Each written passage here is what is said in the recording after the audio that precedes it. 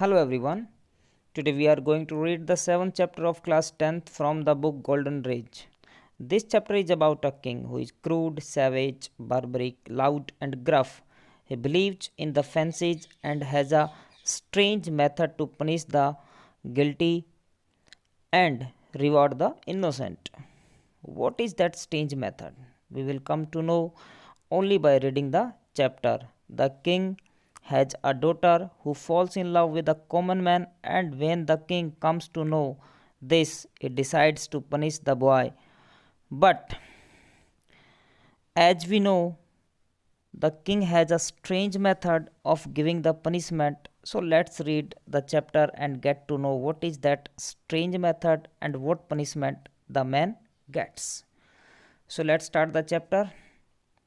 Part 1. Long, long ago, there lived a king who was crude and very much like a savage. तो बात बहुत पुरानी है. Long long ago, काफ़ी समय पहले की बात है. देयर लिव्ड अ किंग, एक राजा रहता था. Who was crude. अब क्रूड क्या होता है? क्रूड होता है जो निर्दयी होता है. ठीक है, क्रूड मीन्स क्या होता है? जो निर्दयी होता है. हैविंग नो मैनर्स, जिसमें कोई तमीज़ तहजीब नहीं होती है. And a very much like a savage. Savage means होता अनसिविलाइज्ड. ठीक है, असभ्य था. तो बहुत पहले की बात है, एक राजा रहता था जो क्रूड था, निर्दयी था, जिसमें कोई मैनर्स नहीं थे और जो अनसिविलाइज्ड था. He had learned some manners from his Latin neighbours.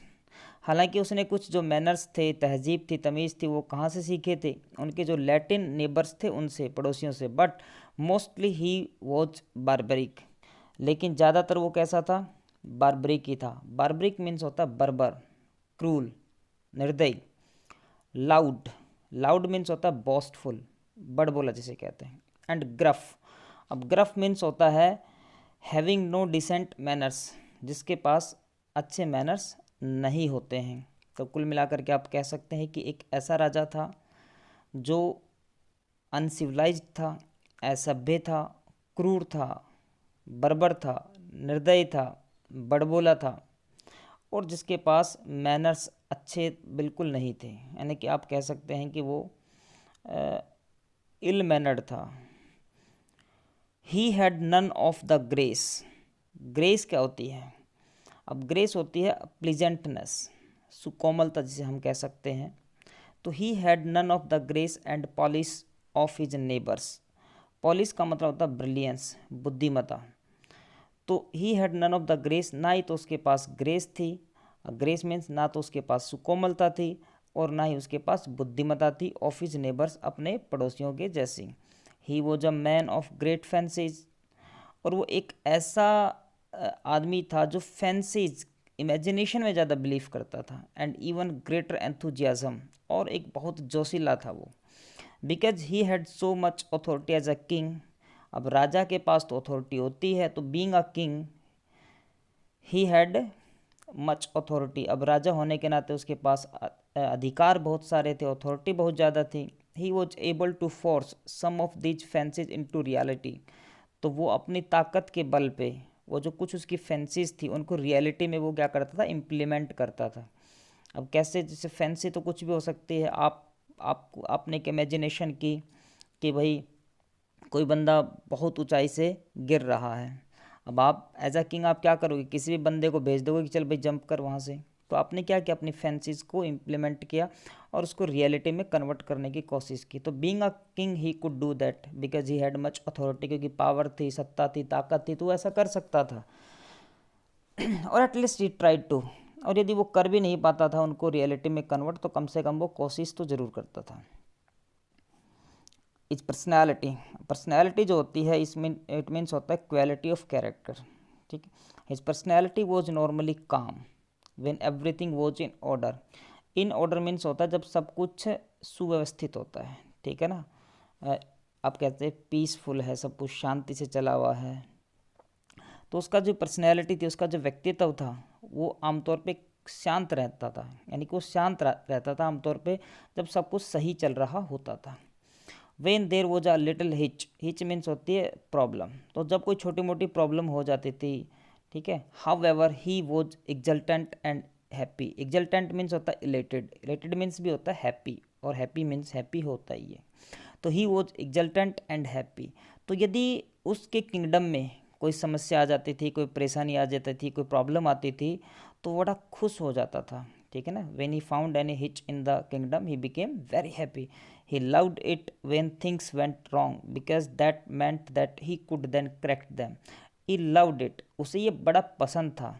When things went wrong, जब चीज़ें गलत हो जाती थी, तो समथिंग, जब कोई चीज़ ऐसी थी जो गलत हो जाता था उसके किंगडम में, तो उसे ये बड़ा पसंद आता था।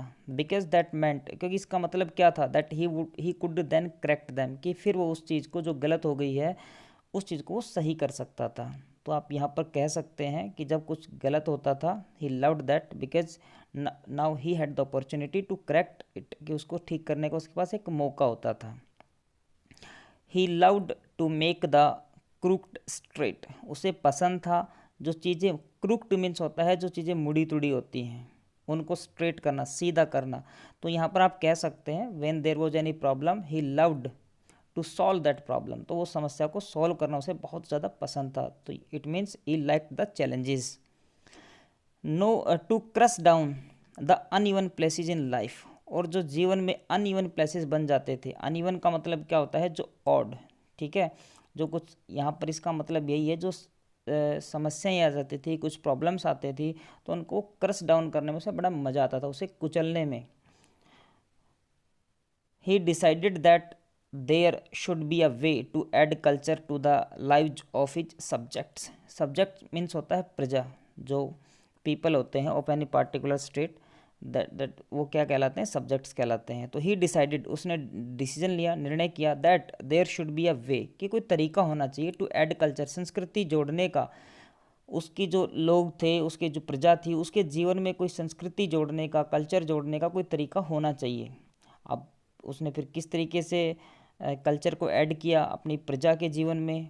His method was the public arena, तो एरिना, तो उसने क्या किया, फिर एक एरिना बनवा दिया। उसका जो तरीका था वो एक पब्लिक एरिना था। एरिना क्या होता है, एरिना एक अखाड़ा होता है, जैसे आप देखते हैं दंगल में लोग अखाड़े में लड़ते हैं, दैट इज़ एरिना। या फिर कोई भी ऐसी रंगमंच, रंगभूमि जहाँ पर इस तरीके के खेल तमाशे होते हैं, दैट इज़ कॉल्ड एरिना। तो is method was the public arena. तो इसके लिए अपने लोगों के जीवन में कल्चर को ऐड करने के लिए उसने क्या नया तरीका निकाला, उसने एक पब्लिक एरिना बनाया। There humans and beasts performed before audiences. अब जो वहाँ पर क्या होता था कि जो ह्यूमंस थे यानी इंसान थे, और जो बीस्ट्स थे, जो जानवर थे, एनिमल्स थे, वो परफॉर्म करते थे ऑडियंस के सामने, ठीक है, दर्शकों के सामने, लोगों के सामने। तो आमतौर पे जो होते हैं एरिना, उनमें क्या होते हैं, यही होते हैं, खेल तमाशे होते हैं, दंगल होते हैं, ठीक है, चाहे तलवारबाजी कर लो, वहाँ पर अलग अलग कुछ भी आप वहाँ पर कोई भी इस तरीके की जो कंपटीशन हो सकता है वहाँ पे। तो वहाँ पर क्या होते थे, जो एनिमल्स थे या जो ह्यूमन बीइंग्स थे वो अपनी परफॉर्मेंस देते थे। मान लीजिए दो बैल को लड़ा दिया वहाँ पे, ठीक है, दो आदमी कुश्ती कर रहे हैं वहाँ पे, या किसी इंसान को किसी एनिमल से वहाँ पर भिड़ा दिया, तो ये सब वहाँ पर एरिना में होता था। तो इस तरीके से उसके जो लोग थे उनका एक एंटरटेनमेंट होता था। But is fancies asserted themselves here, लेकिन यहाँ पर भी उसकी जो फैंसीज थी, उसकी जो इमेजिनेशन थी, उसकी जो कल्पनाएं थी, वो क्या होती थी, हावी रहती थी, ठीक है। तो एजर्ट, एजर्ट का मतलब क्या होता है, हावी रहना। चलिए नेक्स्ट आगे। The The arena that he built was not for the honor and glory of gladiators. तो जो एरिना उसने बनवाया था, not for honour and glory of gladiators, तो वो उसने इसलिए नहीं बनवाया था कि जो ग्लैडिएटर्स हैं, अब ग्लैडिएटर्स क्या होते हैं, ग्लैडिएटर्स होते हैं man fighting against other man, people और एनिमल। मीन्स ग्लैडिएटर्स वो लोग होते हैं, आप कह सकते हो योद्धा लोग जो हैं, जो वॉरियर्स आप कह सकते हो। The arena that he built was not for the honour and glory of the gladiators. तो जो उसने एरेना बनवाया था, उसने मान सम्मान, इज्जत, रिस्पेक्ट देने के लिए नहीं बनाया था ग्लैडिएटर्स को, कि भाई जो ये योद्धा लोग हैं इनको मैं वहाँ पर सम्मानित करूँगा, मान सम्मान इज्जत दूंगा, नहीं, उसका ये टारगेट नहीं था। It was not for beast to fight each other to the finish, और ये इसलिए भी नहीं था कि जो बिस्ट थे, एनिमल्स थे, वो एक दूसरे के साथ लड़ते लड़ते वहाँ पर ख़त्म हो जाएं। It was not even for throwing religious heretics to the lions, और ये इसलिए भी नहीं बनाया था कि जो रिलीजियस हेरेटिक्स, अब हेरेटिक्स मीन्स क्या होते हैं, अधर्मी जो लोग होते हैं, ठीक है, हेरेटिक्स मीन्स क्या होते हैं, अधर्मी लोग। आप कह सकते हैं पर्सन हैविंग एवल रिलीजियस बिलीव्स, जिनके जो धर्म के खिलाफ जो लोग होते हैं, ठीक है, ऐसे जो लोग होते हैं वो कहलाते हैं हेरेटिक्स। तो उसका it was not even for throwing religious heretics to the lions, ये इसलिए भी नहीं बनवाया था कि जो अधर्मी लोग हैं उनको शेर के सामने पटक दिया जाए उसमें ले जा कर के, ताकि शेर उसे मार दे, खा जाए, नहीं, उसका ये टारगेट भी नहीं था। तो कुल मिलाकर के उसका जो पर्पस था, ना ग्लेडिएटर्स को मान सम्मान इज्जत देना था, ना ये था कि भाई एनिमल्स आपस में लड़ते हुए लास्ट में मारे जाएं, ऐसा भी नहीं था, और ना उसका पर्पस ये था कि जो अधर्मी लोग हैं उनको वहाँ ले जा कर के शेर के सामने पटक दिया जाए ताकि वो खा ले उसे, मार दे उसे, नहीं। It was, he believed, for the purpose of widening and developing the mental energies of its people. It was he believed, वह विश्वास करता था कि it was for the purpose, कि इसका जो उद्देश्य था for widening का मतलब क्या होता है, किसी चीज़ को स्प्रेड करना। तो यहाँ पर आप क्या कर सकते हैं, थोड़ा सा दायरा बढ़ाना, एंड डेवलपिंग, और डेवलप करना the mental energies of is people. वो उसने ये इसलिए बनाया था ताकि उसके जो लोग हैं उनकी जो मेंटल एनर्जी हैं वो डेवलप हो, विकसित हो, स्प्रेड हो, वो ज़्यादा सोचने लग जाएं, ठीक है ना, थोड़ा उनमें और अवेयरनेस आए, और थोड़ा वो अपने जो माइंड को थोड़ा और डेवलप करें, और ज़्यादा सोचने लग जाए। जैसे वो फैंसी सोचता है, इसी तरीके से वो अपने लोगों के माइंड को अपनी तरीके से बनाना चाहता था। It was a vast amphi theatre. Amphi theatre क्या होता है, एम्पी थिएटर आप बस मोटे मोटे तौर पे ये समझ लीजिएगा, काइंड ऑफ स्टेडियम। जैसे पहले के टाइम पर क्या होते थे ना कि खुले खुले से वो स्टेडियम टाइप के बना दिए जाते थे, जिससे कि वो सर्कल से बना दिए जाते थे, वहाँ सीढ़ियाँ बना दी जाती थी, लोग उन पे बैठते थे और वो जो भी एरिना में चलता था उसे देखते थे। तो आप स्टेडियम समझ लीजिए इसका मतलब। It was a vast amphi theatre with encircling galleries. तो जो एम्पी थिएटर जो बनाया था उसमें क्या थी, गैलरीज बना दी थी, ठीक है, गोल गोल उनमें गैलरीज बना दी गई थी बैठने के लिए, लोगों के लिए। मिस्टीरियस वॉल्ट्स, और उसमें रहस्यमय क्या बना दिए थे, वॉल्ट्स का मतलब होता है तहखाने। वॉल्ट्स मीन्स क्या होता है, तहखाने होते हैं, आप कह सकते हैं एनक्लोज्ड, और जो स्ट्रॉन्ग स्ट्रक्चर्स होते हैं, तहखाने जिसे हम कह सकते हैं हिंदी में, तो उसमें तहखाने थे। मिस्टीरियस, और मिस्टीरियस क्या होते हैं, रहस्यमयी। एंड अनसीन पैसेजेस, और पैसेजेस का मतलब होता है रास्ते, गलियारे, और उसमें ऐसे रास्ते, ऐसे गलियारे थे जो अनसीन थे, दिखाई नहीं देते थे। It was to be means for poetic justice, it was to be means for poetic justice, और यदि आप देखें इसका तो इसका एक सीधा सा मतलब क्या था, एक पोइटिक जस्टिस की तरह था ये, ठीक है।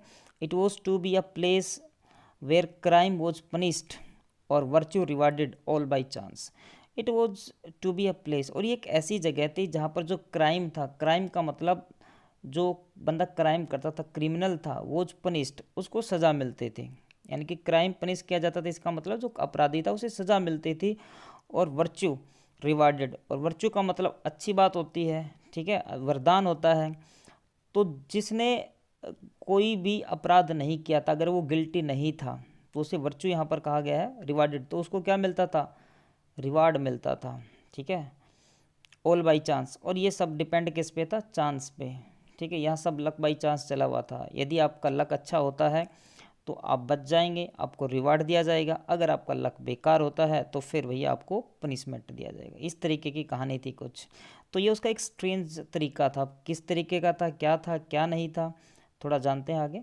When the king was interested in people and their crimes, जब राजा था, इंटरेस्ट लेता था, रुचि लेता था लोगों में और उनके द्वारा किए गए क्राइम्स में, ही वुड डिक्टेट, तो डिक्टेट का मतलब ऑर्डर, वो आदेश देता था, that their fate should be decided in the arena, कि उनका जो फेट है, उनका जो भाग्य है वो किस में डिसाइड किया जाएगा, एरिना में। तो जिन भी लोगों के क्राइम में राजा को रुचि होती थी वो उन्हें कहाँ सीधा बुलाता था, सीधा उनको बुलाया जाता था एरिना में, और वहीं उनके भाग्य का फैसला होता था। This king knew no traditions from other kingdoms, और ये जो राजा था इसने जो इसके अड़ोसी पड़ोसी जो राजा थे उनकी तरह किसी भी ये ट्रेडिशन में उन जैसी ट्रेडिशंस उनकी थी उनको ये फॉलो नहीं करता था। मतलब जैसी परंपराएं उन राज्यों में थी वैसी परंपराओं को ये फॉलो नहीं करता था कि किस तरीके की भाई वो अपना पनिशमेंट किस तरीके से देते थे। ठीक है, हियरिंग होती थी, क्या होता था, एविडेंसीज आते थे, विटनेसेस आते थे, ऐसा कुछ नहीं था। इसका तरीका बिल्कुल अलग था। His only allegiance was to himself and his own fancies. अब एलिजेंस मीन्स क्या होता है? एलिजेंस का मतलब होता है फेथ, जिसे हम निष्ठा कहते हैं। तो हिज ओनली एलिजेंस, उसकी जो निष्ठा थी, उसका जो फेथ था, वो टू हिमसेल्फ, वो बस खुद में ही था, खुद के प्रति उसकी निष्ठा थी। एंड हिज ओन फैंसीज, और उसकी फैंसीज के प्रति, उसकी कल्पनाओं के प्रति वो ये मानता था कि जो वो सोचता है, जो वह कहता है, बस वही ठीक है। This fancy the chance fate decision in the arena came about because of his romantic yet barbaric idealism. और ये जो फैंसी थी, जो लक चांस फेट डिसीजन वाली जो बात थी इन the arena, came about because of his romantic yet barbaric idealism. और ये कहाँ से पैदा होती है? उसके रोमांटिक, रोमांस से भरे हुए, और जो उसका बार्बरिक, उसका जो क्रूल, जो आइडलिज्म था, आदर्शवाद था, वहाँ से ये चीज़ पैदा होती है। When all the people had gathered in the galleries and the king was seated on his throne high up on one side of the arena, he would give a signal. अब क्या होता था कि जब जो एक्यूज्ड था, जो अपराधी था, उसको लाया जाता था उस एम्पी थिएटर में, उस एरिना में, तो वहाँ पर क्या होता था देखिए। When all the people had gathered in the galleries, जब सारे के सारे जो लोग थे वो गैलरीज में आकर के इकट्ठा हो जाते थे। And the king was seated on his throne, फिर जो राजा था वो बैठ जाता था अपने थ्रोन पे, अपने सिंहासन पे। High up on one side of the arena, जो एरिना के एक साइड में बहुत ऊंचाई पर बनाया हुआ था। लोग आकर के इकट्ठा हो जाते थे, महाराज आकर के अपनी राजगद्दी पर बैठ जाते थे, और बिल्कुल ऊंचा अपना सिंहासन सा उन्होंने बना रखा था, उस पर बैठ जाते थे। He would give a signal, और वहाँ से वो एक सिग्नल देते थे। अ डोर बीनीथ हिम, तो उसके ठीक नीचे एक डोर था, एक दरवाज़ा था। वुड ओपन, वो खुल जाता था। And the accused person would step out into the amphi theatre, और वो जो एक्यूज्ड था, जिसके ऊपर आरोप लगा, वो आरोपित जो था, उसको वो फिर उस गेट से निकल करके एम्पी थिएटर में बाहर आ जाता था। Directly opposite the accused there were two doors, और जहाँ पर वो एक्यूज्ड आकर के उस एम्पी थिएटर में जब बाहर आता था, वहाँ जब वो खड़ा होता था, तो उसके ठीक सामने देर वर टू डोर्स, दो दरवाजे होते थे, एग्जैक्टली अलाइक, ठीक एक जैसे। And side by side, side by side का मतलब दोनों आजू बाजू में दो उसके डोर होते थे। ठीक उसके सामने जहाँ वो खड़ा होता था, उसके सामने दो दरवाजे होते थे, और दोनों एक जैसे होते थे। द पर्सन ऑन ट्रायल, अब ट्रायल वो होता है जिस पे केस चला हुआ होता है, ठीक है। तो ट्रायल का मतलब हियरिंग जब चल रही होती है। The person who on trial had to walk over to these doors, अब जो आदमी था जिसके पे ट्रायल चला हुआ था, ठीक है, उसको क्या करना पड़ता था? Had to walk over to these doors, उसे इन दरवाज़ों के पास जाना पड़ता था। And open one of them, और एक दरवाजे को खोलना पड़ता था। तो देखिए एक बार फिर समझ लीजिए, लोग आकर के इकट्ठा हो जाते थे, राजा आकर के अपने सिंहासन पर बैठ जाते थे, फिर राजा सिग्नल देते थे, तो उनके ठीक नीचे से एक डोर ओपन होता था, वहाँ से आदमी निकलता था, वो एम्पी थिएटर में आ जाता था। उसके ठीक सामने दो डोर होते थे, और जो दोनों के दोनों डोर एक जैसे होते थे। अब उसे उन डोर्स के पास जाना होता था, और उनमें एक को उसे ओपन करना होता था, और यहीं से उसका लक का जो खेल है वो शुरू होता था। He could open which ever door he wanted, वह खोल सकता था जो भी दरवाज़ा उसे पसंद था। He was subject to no pressure from the king और इज कोर्ट, और उसके ऊपर किसी टाइप का कोई प्रेशर नहीं था, ना राजा की तरफ से, ना ही उसके कोर्ट का मतलब उसके जो राज दरबारी हैं, उसके जो लोग हैं उनकी तरफ से। मीन्स उसके ऊपर किसी टाइप का प्रेशर नहीं दिया जाता था, ठीक है। तो the only influence was that of fate और लक। सारा का सारा जो इन्फ्लुएंस था, जो प्रभाव था, ठीक है, वो किसका था? वॉज दैट ऑफ फेट और लक, वो भाग्य का था। अब यहाँ से जो ना राजा उस पर कोई प्रेशर देता था कि भाई यही डोर खोलना है, ना उसके लोग कहते थे कि यही डोर खोलना है, ये सब डिपेंड था उसके लक पे।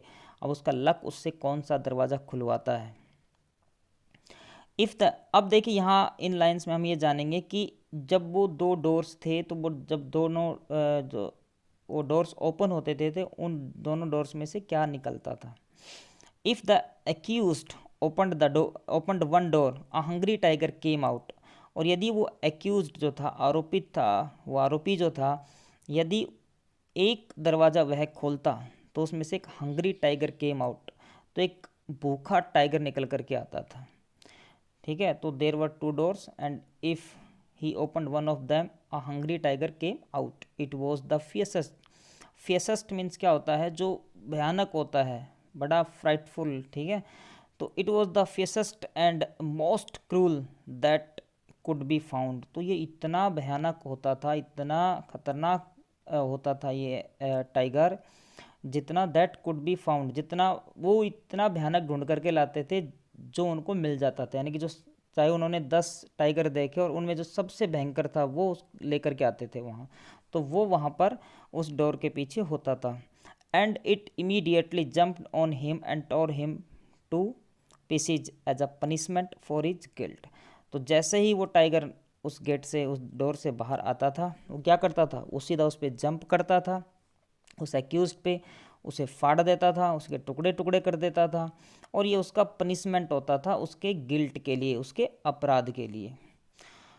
When the fate of the criminal was thus decided, और जब इस तरीके से उस अपराधी का जो फेट था वो डिसाइड किया जाता था, मीन्स जब उसको इस टाइप का पनिशमेंट मिलता था कि उसे टाइगर आकर के फाड़ देता था, सैड आयरन बेल्स वर रंग। तो फिर वहाँ पर क्या होता था? सैड आयरन बेल्स, जो लोहे की घंटियाँ थी, ठीक है, वो बजाई जाती थी। और कैसे तो उनको नाम क्या दिया गया? Sad iron bells. तो दुखी लोहे की जो घंटियाँ थी वो बजाई जाती थी, मतलब उनका जो ट्यून था वो सैड था। एंड ग्रेट वेल्स, अब वेल्स का मतलब होता है मौर्न करना, मतलब रोना, दुख में जो रोना होता है, that is called wails. And great wails went up, और लोग बहुत दहाड़ दहाड़ कर तेज तेज रोते थे, अप फ्रॉम द हायर्ड मॉर्नर्स। और जो अब ये रोने का काम कौन करता था? जो हायर किए हुए जो मॉर्नर्स थे, यानी कि जो रोने वाले थे वो भी हायर किए हुए थे, वो भी किराए पर। तो राजा जो था, लोग उस दिन रोने वालों को भी हायर करता था, उनको पैसे देता था कि भाई आज अगर टाइगर आता है और उसे फाड़ देता है तो तुम्हें मौन करना पड़ेगा, रोना पड़ेगा। Who were posted outside the arena, और वो लोग कहाँ रहते थे? एरिना के बाहर रहते थे, ठीक है, आउटसाइड ऑफ द एरिना। अब देखिए आप एरिना और एम्पी थिएटर, इन दोनों चीज़ों को समझ लीजिए, कहीं आप कंफ्यूज ना रहें। एरिना तो वो पार्टिकुलर थोड़ा सा जो गोल चक्कर है वो बन गया एरिना, और एम्पी थिएटर वो पूरा आप जो स्टेडियम की तरह है। आप ये समझ सकते हैं कि जहाँ प्लेयर खेल रहे हैं वो ग्राउंड है, वो क्या है? एरिना है। और वो लोग जहाँ बैठे हुए हैं मैच देखने वाले, वो सारे के सारे क्या है? वो पूरा का पूरा ही जो है वो क्या हो जाएगा? एम्पी थिएटर हो जाएगा। तो देखिए, द ऑडियंस वेंट होम। तो ये जो लोग थे mourners who were posted outside the arena, ये लोग एरिना के बाहर रहते थे। The audience went home with bowed heads. Bowed head means झुके हुए सर। अब ये ऑडियंस जो थे, जब ये हो जाता था सारा और ये फिनिश हो जाता था, जो ऑडियंस थे, दर्शक लोग थे, ठीक है, वो क्या करते थे?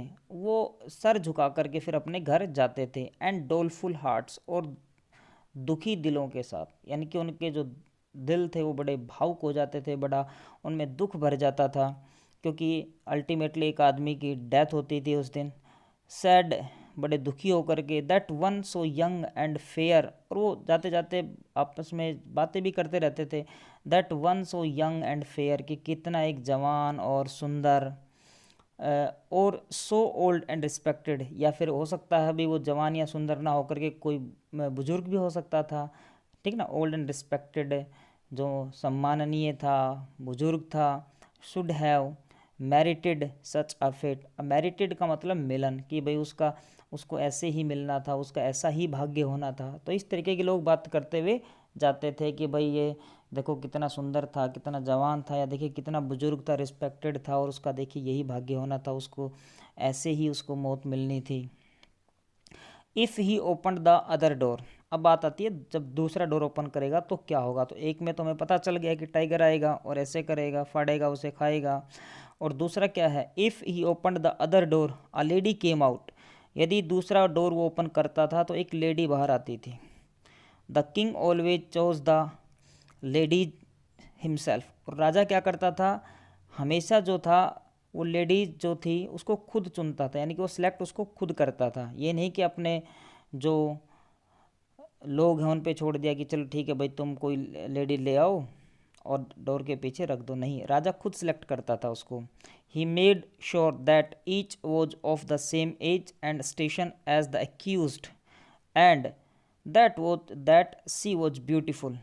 और देखो राजा क्या श्योर करता था, वो एक मेक श्योर करता था एक चीज़ को कि वो जो लड़की है, वो जो लेडी है, वो कैसी होनी चाहिए, वो उसी एज की होनी चाहिए जिस एज का एक्यूज्ड है, वो सुंदर होनी चाहिए।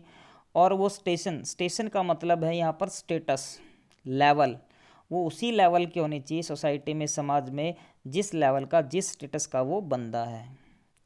ठीक है, तो यानी कि वो सुंदर होनी चाहिए, एक पहली कंडीशन ये है। वो उतनी ही एज की होनी चाहिए जितनी एज का एक्यूज्ड है। और तीसरा उसका स्टेटस है उतना ही होना चाहिए, उसका लेवल उतना ही होना चाहिए समाज में जितना उस एक्यूज्ड का है। तो ये चीज़ें राजा जो है इसको श्योर करता था। The rule was that the accused was to marry her immediately, और नियम ये था कि अगर लेडी निकलती है उस डोर के पीछे से तो उस एक्यूज्ड को उस लेडी से तुरंत शादी करनी थी, ऑन द स्पॉट, यानी कि वहीं immediately. It did not matter if he were already married and had a family, इस बात से कुछ फ़र्क नहीं पड़ता कि वो पहले से शादीशुदा था या फिर उसकी कोई फैमिली थी। The lady was a sign of his innocence, और यदि लेडी उस डोर से बाहर आती थी तो इसका मतलब था कि ये उस साइन था उसकी इनोसेंस का, यानी कि वो इनोसेंट था, बेकसूर था वो। So if the accused already loved another, that other was to be forgotten, और यदि वो एक्यूज्ड तो था, किसी से प्यार भी करता था, तो उसे क्या करना पड़ता था, उसको भूलना पड़ता था। यानी कि जिस जिस लड़की से, जिस लेडी से वो प्यार करता था उसे उसको भूलना होता था। It was the king's way, ये राजा का तरीका था। He allowed nothing to interfere with his design, और डिज़ाइन का मतलब आप समझ सकते हैं यहाँ पर उसका प्रिंसिपल, जो उसका सिद्धांत था, इसमें वो किसी को भी इंटरफेयर करने का अलाउ नहीं करते थे, इजाज़त नहीं देते थे। मीन्स वो मानते थे कि जो मैं कर रहा हूँ ठीक कर रहा हूँ, और कोई उनको इंटरफेयर करे, कोई उनको बताए कि नहीं सर ऐसा करो वैसा करो, वो इस चीज़ को बिल्कुल स्वीकार नहीं करते थे, अलाउ नहीं करते थे। इंडीड, निसंदेह, immediately after the lady appeared another door beneath the king opened and out came a priest, musician, singers and a troupe of dancers. अब देखो, इंडीड, निसंदेह, इमीडिएटली, तुरंत, आफ्टर द लेडी अपीयर्ड, जैसे ही lady appear हो जाती थी, means जैसे door उसने ओपन किया लेडी आ गई। Another door beneath the king open, तो राजा जहाँ बैठा हुआ था उसके ठीक नीचे एक डोर और होता था जो ओपन हो जाता था, खुल जाता था। And out came a priest, और वहाँ से एक प्रिस्ट निकल करके आता था, एक पुजारी, एक पंडित जी, आप जो भी कहना चाहें, वो निकल करके आता था। म्यूजिशियंस आते थे वहाँ से, ठीक है, गाने बजाने वाले आते थे, सिंगर्स आते थे, and a troupe of dancers, और एक पूरी टोली आती थी डांसर्स की। तो कुल मिलाकर के बैंड बाजा बारात का जुगाड़ हो जाता था वहाँ पे, पंडित जी भी आ जाते थे फेरे करवाने के लिए, तो सारा का सारा माहौल सेट हो जाता था एक शादी का। इन अ प्रोसेसन, एक जुलूस में, दे ऑल चीयरफुली मार्च, मार्च का मतलब चलना होता है, वो हंसते खेलते गाते चलते थे। एंड सैंग फॉर द कपल, और गाते थे उस कपल के लिए। Standing in the middle of the arena, जो एरिना के बीच में खड़ा है, यानी कि वो एक्यूज्ड जो अब इनोसेंट हो चुका है, और वो जो लेडी जो डोर से बाहर आई है। The bells rang, the audience shouted its approval, and the innocent man, preceded by children strewing flowers in the couple's path, led his new bride to his home. The bells rang, घंटियाँ बजती थी, the audience shouted its approval, और जो audience थे, जो वहाँ पर लोग थे, वो क्या करते थे, वो अपना अप्रूवल देते थे चिल्ला करके, मीन्स कि हाँ भाई ठीक है हम खुश हैं इस शादी से। एंड द इनोसेंट मैन, और जो इनोसेंट मैन था यानी कि पहले वो एक्यूज था, वो क्या हो गया, इनोसेंट हो गया है। प्रिसीडेड बाय चिल्ड्रन, अब बच्चे उसके आगे आगे चलते थे। स्ट्रूइंग फ्लावर्स, स्ट्रूइंग का मतलब होता है थ्रोविंग, फूल फेंकते हुए, आप कह सकते फूल बिछाते हुए रास्ते में। इन द कपल्स पाथ, वो जो कपल था उसके रास्ते में, जैसे आमतौर पर दूल्हा जो दुल्हन होती है उनके रास्ते में फूल बिछाए जाते हैं, तो इसी तरीके से वो बच्चे उनके आगे आगे चलते थे और क्या करते थे, फूल बिछाते रहते थे वो उनके रास्ते में। Led his new bride to his home, और लेड का मतलब होता है जैसे रास्ता दिखाना, लीड करना। तो उस जो इनोसेंट मैन था उसके घर तक उसकी ब्राइड को लेकर के जाते थे, यानी कि कपल को ही लेकर के जाते थे। तो अब देखिए यहाँ प्रॉब्लम ये है कि यदि भाई पहले से वो मैरिड है और पहले से वो अगर कहीं इंगेज्ड है, कमिटेड है कहीं, तो फिर तो उसको परेशानी होने वाली थी। लेकिन यदि वो पहले से कहीं कमिटेड नहीं है, पहले से वो मैरिड नहीं है, तो फिर तो उसके लिए बहुत अच्छी बात थी ये, ठीक है, उसका कहीं जुगाड़ नहीं हो रहा था, तो ये तो बहुत अच्छी बात है कि उसकी शादी हो जाती थी। This was the Kings semi barbaric method of administering justice, तो ये राजा का एक सेमी बार्बरिक मेथड था, अर्ध जो आप कह सकते क्रूल, जो हाफ क्रूल जो उसका मेथड था जस्टिस करने का, न्याय करने का। And it's fairness is obvious, और इसकी जो फेयरनेस थी, आप कह सकते इसका जो औचित्य था वो बिल्कुल सही था, क्योंकि वो जस्टिस जो था फेट पे छोड़ देता था, खुद किसी को पनिश नहीं करता था। The criminal could not know which door the lady watch behind, अब क्रिमिनल को नहीं पता होता था कि कौन से डोर के पीछे लेडी है। He opened whichever door he wanted, वो खोल सकता था जिस डोर को वह चाहता।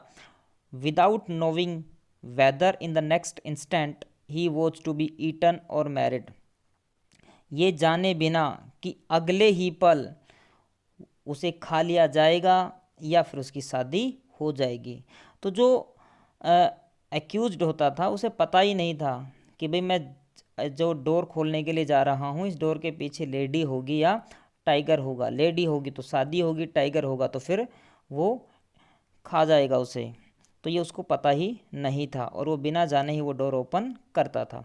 On some occasions the tiger came out of one door, कुछ ऐसे अवसर थे जहाँ पर एक डोर से टाइगर निकलता था, and on another occasions it came out of the other, और कभी कभार ऐसा था कि ये जो टाइगर था दूसरे डोर से आता था और लेडी जिस डोर से टाइगर निकल कर के उससे लेडी आ जाती थी। ऐसा नहीं था कि भाई एक फिक्स डोर था इससे लेडी निकलेगी इससे टाइगर निकलेगा, नहीं, कभी टाइगर उस डोर से तो कभी टाइगर उस डोर से, कभी लेडी इस डोर से तो कभी लेडी उस डोर से,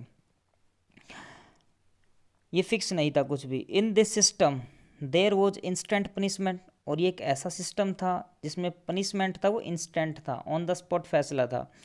फॉर गिल्ट, अपराध के लिए, एंड इंस्टेंट रिवार्ड, और सम्मान था इंस्टेंट, वो भी किसके लिए था, फॉर इनोसेंस, अगर कोई बेकसूर था तो उसको रिवार्ड दिया जाता था। Whether the accused wanted the reward और नॉट, फिर चाहे वो जो एक्यूज था उसे रिवॉर्ड पसंद हो या ना हो, चाहे वो शादी करना चाहे और ना करना चाहे, उसे शादी करनी ही होती थी। There was no escape from the judgement of the king's arena, और ये जो राजा का जो एरिना का जो जजमेंट था इससे कोई बचाव नहीं था, ये नहीं था कि कोई कहता नहीं sir I am engaged I am married तो मुझे छोड़ दीजिए, ऐसा कुछ नहीं होने वाला था, उसे शादी करनी ही होती थी, ठीक है, he had to marry. The institution was a popular one, institution का मतलब ट्रेडिशन, कस्टम, तो ये जो ट्रेडिशन थी जो उसका कस्टम था राजा का ये बड़ा पॉपुलर था। When the people gather together on one of the trial days, और जब लोग इकट्ठा होते थे ऐसे ही किसी ट्रायल के दिन पे, they never knew whether they were to witness a bloody slaughter और अ फेस्टिव वेडिंग। अब स्लॉटर का मतलब क्या होता है, कत्लेआम कर देना, ठीक है, स्लॉटर का मतलब ही होता है कत्लेआम कर देना, और ब्लडी मीन्स क्या होता है, फुल ऑफ ब्लड, जो खून से भरा हुआ है, ठीक है, तो ब्लडी का मतलब हो गया है फुल ऑफ ब्लड, और स्लॉटर का मतलब हो गया किल समबडी यार, और बहुत सारे लोगों को एक साथ काट दिया जाता है, उसके लिए भी स्लॉटर वर्ड का यूज़ कर देते हैं। तो देखिए यहाँ पर हम जानते हैं the institution was popular one, तो ये जो ट्रेडिशन थी ये बड़ी पॉपुलर थी। और when the people gather together on one of the trial days they never knew whether they were to witness a bloody slaughter और अ फेस्टिव वेडिंग। तो जो लोग इकट्ठा होते थे उस दिन, ठीक है, उस किसी भी ट्रायल के दिन, तो उनको पता ही नहीं था कि आज वो किस चीज़ को विटनेस करेंगे, क्या चीज़ उनको देखने को मिलेगी। कोई एक खून से भरा हुआ कोई किसी का मर्डर वहाँ पर उनको देखने को मिलेगा, मतलब उन किसी का यानी कि वो किसी एक डेथ को विटनेस करने के लिए वहाँ पर जा रहे हैं, या फिर एक फेस्टिव वेडिंग को, फेस्टिव का मतलब जुबिलेंट, हंसी खुशी भरी एक शादी को। तो लोगों को पता नहीं था कि भाई उस दिन क्या होने वाला है, कोई मारा जाने वाला है या फिर किसी की शादी होने वाली है। दिस एलिमेंट ऑफ अनसर्टेनिटी, और ये जो एलिमेंट तत्व था किसका, अनिश्चितता का, usually made the occasion more interesting, तो ये उस अवसर को ज़्यादा रुचिकर बना देता था than it would have been otherwise. अगर इसकी बजाय कोई और प्रोसीजर होता और कोई तरीका होता सज़ा देने का, तो वो इतना रुचिकर नहीं बनता जितना ये बना दिया। तो ये और तरीक़ों से ज़्यादा इसको इंटरेस्टिंग बना रहा था। द पीपल वर एंटरटेन्ड, जो लोग थे उनका मनोरंजन होता था। And no one doubted that justice was being served, और किसी को भी ये डाउट नहीं रहता था कि जो जस्टिस है वो बस आप कह सकते हैं किसी पे थोप दिया। वो यही मानते थे कि जस्टिस जो था वो किया गया है, यानी कि न्याय किया गया है। All believed that the accused had his fate in his own hands, सबको पता था, सबका विश्वास था, सब विश्वास करते थे कि जो एक्यूज्ड था उसका जो फेट था वो उसके खुद के हाथों में था। तो आई होप ये लेक्चर जो है, ये वीडियो जो है, ये चैप्टर जो है आपको यहाँ तक समझ में आया होगा। आज हमने इसका पार्ट 1 किया है, नेक्स्ट वीडियो में हम इसका पार्ट 2 करेंगे, क्योंकि वीडियो ऑलरेडी बहुत लंबा हो चुका है। तो मैं यही कहूँगा कि 1 से 2 बार इस वीडियो को ज़रूर देखें, लाइक करें, शेयर करें, चैनल को सब्सक्राइब करें, बताएं अपने दोस्तों को ताकि वो भी इस वीडियो को देखें। और 1 से 2 बार आप देखें ज़रूर, ठीक है। लाइक आपको पसंद है तो करें, नहीं तो आप रहने दें, लेकिन आप इसको देखें ज़रूर, ताकि आपको क्या है कि ये कंटेंट जो है, जो चैप्टर हम पढ़ रहे हैं, इसकी एक एक बात आपके जहन में घुस जाए, आपको समझ में आ जाए, ताकि जब आप क्वेश्चन आंसर करें तो आप अपने बेस पे, अपने आप बिना किसी पे डिपेंड हुए इंडिपेंडेंटली आप आराम से लिख सकें। चलिए तो बच्चों, मिलते हैं नेक्स्ट वीडियो में। सी यू, बाय बाय, सबा खैर।